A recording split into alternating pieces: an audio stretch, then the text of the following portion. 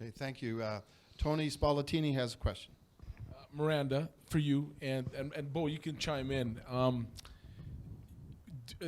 When an athlete, and then Dave, you'd mentioned an athlete comes from a high, and especially when you're playing in the CFL or Canadian athlete and your career's over, or you're working in the off season and you get a job with AMJ, Van, or some, just using for example, do you prep some of these athletes, Miranda? Because I think the perception sometimes is, hey, I'm going to walk in, I'm going to be a manager, and they're like, no, you're driving the truck and you're going to move furniture. No, and believe me, it's not funny because you go from playing football, playing a Grey Cup game, and then graveling basements in the winter. That's just a reality of the CFL, man.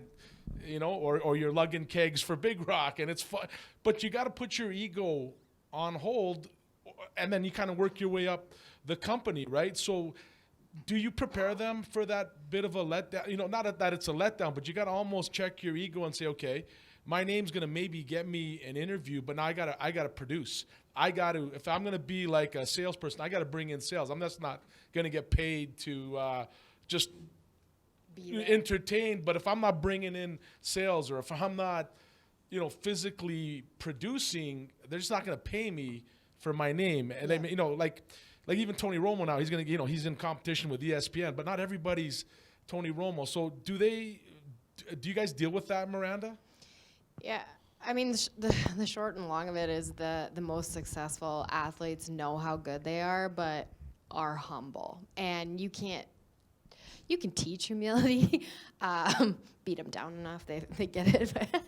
No, in all seriousness though, ego is a huge driver. And we talk about ego, a lot of times people have such a negative connotation to that, but when you want to be the best of the best, I don't know anybody, it doesn't matter whether it's sport or industry, whatever, if you don't have a little ego and a little confidence in yourself, you're not going to make it. And so, I just want to be careful that ego doesn't become a negative thing, but also you're right. When athletes, they get told, you're this, you're that, Bo just said it, you're the best of the best, we want you. Athletes hear that all the time.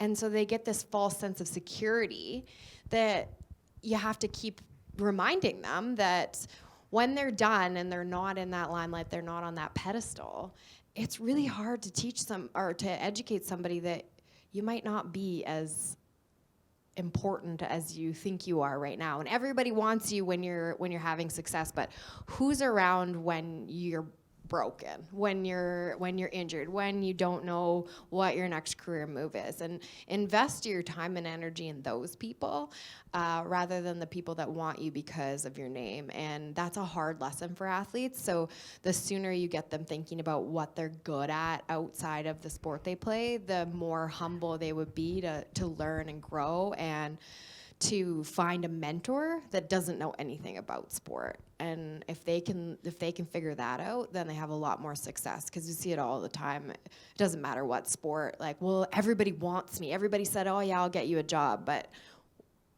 when you're not there anymore, who's in your corner? And that's a really hard lesson to learn.